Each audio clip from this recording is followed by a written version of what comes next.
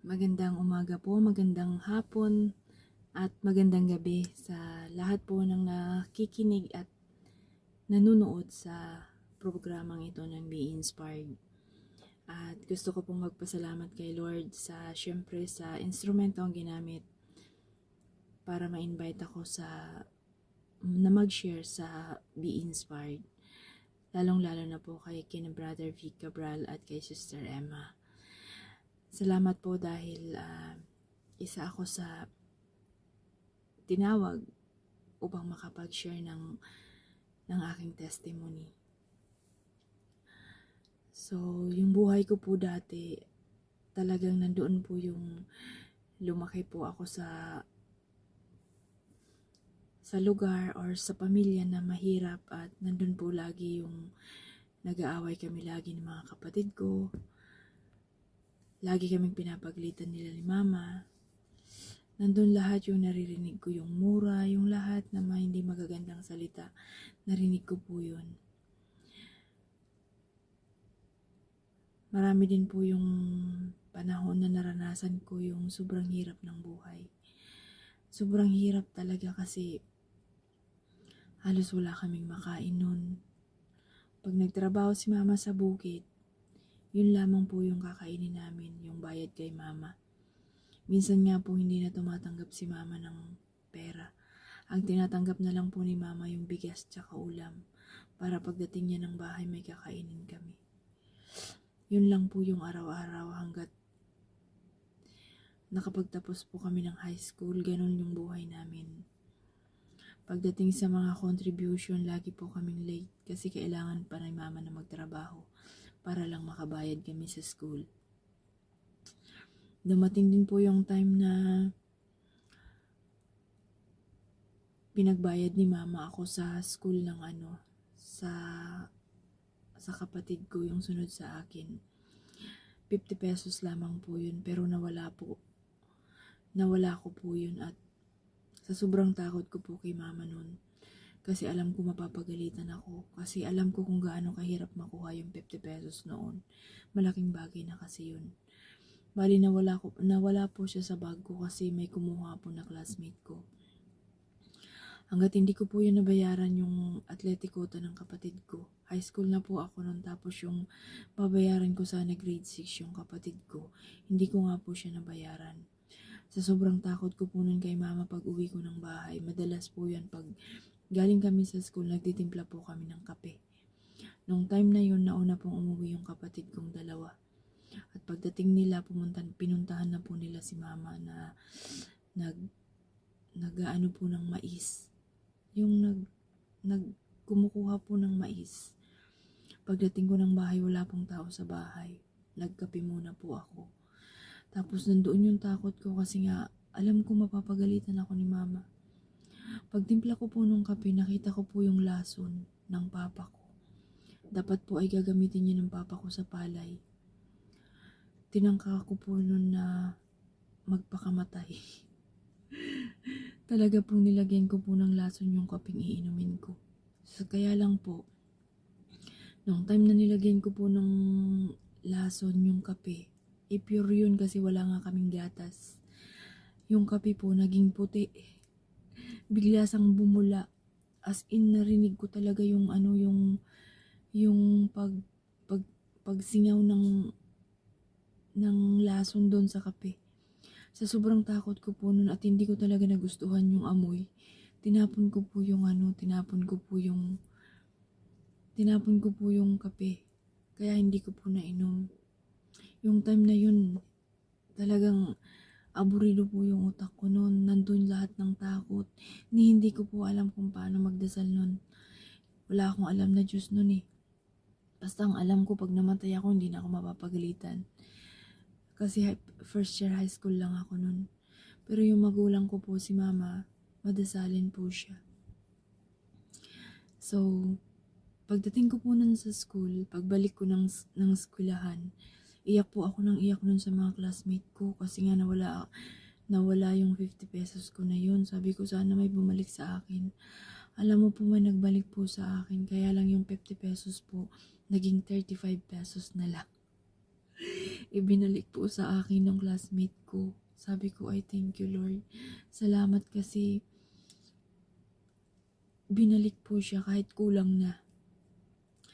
Nag-worry pa rin po ako kasi nga kulang na 50. Kailangan mabigo yun ng 50. Doon ko na po inamin pag uwi ko kay mama na nawala ko po yung 50 na yun at binalik nga po yung 35. Yung 35 na lang. Di kulang na. So nagalit si mama, napagalitan pa rin ako kasi nga kulang na at napakapabaya ko nga. Hindi ko ba itinago ng maayos kaya siya nawala. Hanggat nagpatuloy po yung paghihirap namin. Hanggat nakapagtapos kami noon, nakapagtapos ako. Pakapagtapos ko po ng high school, naghanap na po ako noon ng matatrabahuan ko kasi wala akong chance noon na magdiretso ng pag-aaral. Kasi nung time na yun, nag-aaral yung kapatid kong panganay. So lumuwas po ako noon ng Maynila, nagtrabaho ako kung saan-saan, nagtindera ako kung saan-saan.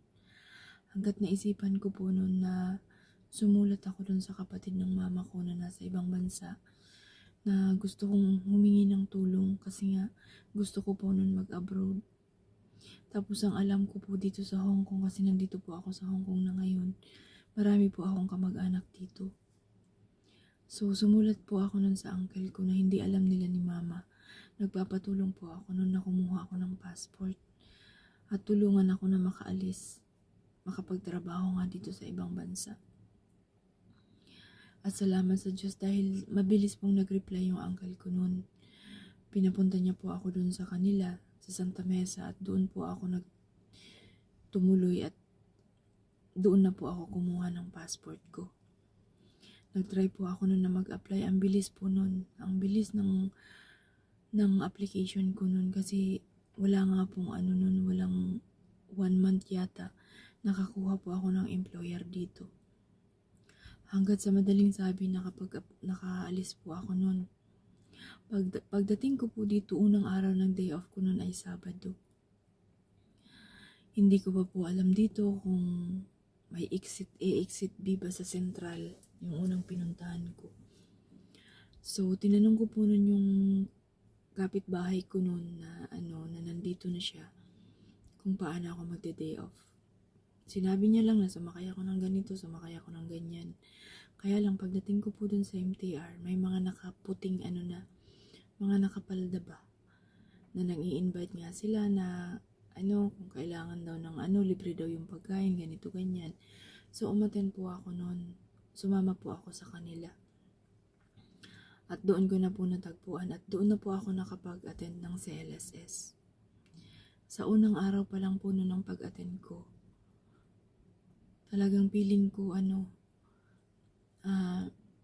masasagot na lahat ng panalangin ko.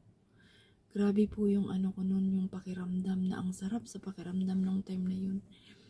Na parang feeling ko noon ayaw ko nang umalis dun sa lugar na kung saan ako tinawag.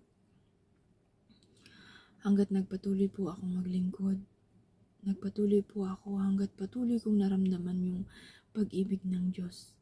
Yung sobrang hirap noon naranasan ko na halos hindi kami kumakain ng may ulam, lagi lang kanin, tsaka asin. Nung naka-attend po ako noon ng CLSS, nakapunta po ako sa community, halos lahat ng naririnig ko noon, lahat ng hihingiin mo, ibibigay ni Lord. Magpatuloy ka lang. Yun ang laging naririnig ko noon sa mga speaker. Kaya nagpatuloy po ako noon. Hindi po ako umalis sa community kasi alam ko doon ko na nararamdaman na nandoon si Lord. May Panginoon na patuloy na nagmamahal. Hanggat isa po nun sa pinagdadasal ko lagi yung maihaon ko yung pamilya ko sa sobrang hirap ng buhay. At yun nga po, unti-unti po yun na guminhawa yung buhay ng pamilya ko. Nakapagtapos po yung bunso namin. At hanggat nagkaroon po siya ng magandang trabaho. Sa ngayon may mga problema pa rin. Kasi kahit nasa community ka na, andun pa rin naman talaga yung mararanasan mo yung hirap. yung mga problema, yung mga trials. Pero madali na lang kasi kasama mo na yung Diyos na pinaglilingkuran natin ngayon. Dumating po yun yung time na yung papa ko nadala din sa ospital, na akala namin mawawalan na kami ng magulang. Pero sa patuloy kong pagdarasal noon, sa patuloy kong pananatili noon sa community, sa patuloy ng pagtitiwala ko noon sa Diyos, naging madali lang ang lahat. Hanggang ngayon, malakas pa rin po yung father ko. At naranasan ko rin po yung pamilya na yung asawa ko na nalulong sa bisyo. Kaya lang nung nag-asawa po ako noon, kilala ko na ang Diyos noon. Kaya patuloy ko lang pong pinagdasal noon, kagaya ng ginagawa ng mga naririnig ko sa mga nagtutok na pag may tiwala ka sa Diyos, pag malakas ang pananampalataya mo sa Diyos, walang imposible sa Kanya. Nagpatuloy po ako at patuloy kong ipinagdasal yung pamilya ko. Hanggat sa ngayon po ay nandoon yung blessing. Patuloy na bumubuhos yung biyaya ng Diyos sa aking pamilya. Sa aking mga anak na patuloy ko lang pong inaasa sa grasya ng Diyos. Kasi mula po nung nag-asawa ako, ay malayo na ako sa mga anak ko. Ngayon, 17 years old na yung panganay ko, pero malayo pa rin ako. Pero patuloy lang po akong nagtitiwala sa Diyos. Dahil alam ko na pag si Lord yung kasama natin, lahat ibibigay niya. Lalo na kung naglilingkod ka. Lahat ng pangangailangan, lahat ng mga gusto kong mangyaring maganda sa pamilya ko, inaasa ko lang lahat sa Panginoon. At tunay pong napakabuti ng Diyos. Kahit anumang malalang sakit na dumapo sa pamilya namin, feeling ko pag nagdasal ako, sasagutin ni Lord yung panalangin ko. Nakaka-blessed po ang mapunta ka sa community. Makilala mo ang Diyos. Kasi kahit gaano kabigat yung problemang dumarating sa buhay mo, dumarating sa buhay ko, nagiging madali lang ang lahat. Kasi alam ko na nandyan siya. Patuloy na yumayakap, patuloy na nagbubuhos ng biyaya. Sa tagal ko po na nasa malayo, siguro kung wala ako kay Lord, hindi ko po alam kung hindi ko nakita yung community ito. Kung walang instrumentong ginamit ng Diyos, hindi ko po alam kung nasaan ako ngayon. Hindi ko po alam kung anong pamilya meron ako ngayon. Hindi ko rin alam kung ano yung buhay ng mga anak ko ngayon. Kaya sobra pong nagpapasalamat ako, lalong-lalo na po sa programang ito na 3 taon na patuloy po na nagbibigay ng inspirasyon sa bawat isa, sa bawat kaluluwa, na patuloy na ginagamit ng Diyos, lalong-lalo na po kina Brother Vic at Sister Emma. Alam niyo po, nakaka-bless. Yung kahit sa Facebook lang mapapanood mo, feeling mo kasama ka na sa pinagdadasal nila. Ang sarap sa pakiramdam na may pamilya ka, may community ka, na pag may naranasan kang problema, manghihingi ka ng dasal. At mararamdaman mo niya na may nagdadasal sa iyo, may nagko-comfort sa iyo. Sobrang nakaka-bless kasi malayo man sa isa't isa, pero mararamdaman mo yung tunay na pamilya. Yung tunay na pamilya na hindi magsasawa na akayin ka. Yung tunay na pamilya na hindi magsasawang ipagdasal ka, turuan ka kung anong dapat. Kaya sa mga oras na ito, gusto ko pong magpasalamat sa Diyos. Patuloy na magpasalamat. Yun lang yung gusto kong gawin ngayon. Huwag nang humingi. Magpasalamat na lang. Kasi feeling ko lahat ng hiningi ko nandito na eh. Yun yung pakiramdam ko ngayon na kung dati ang hirap.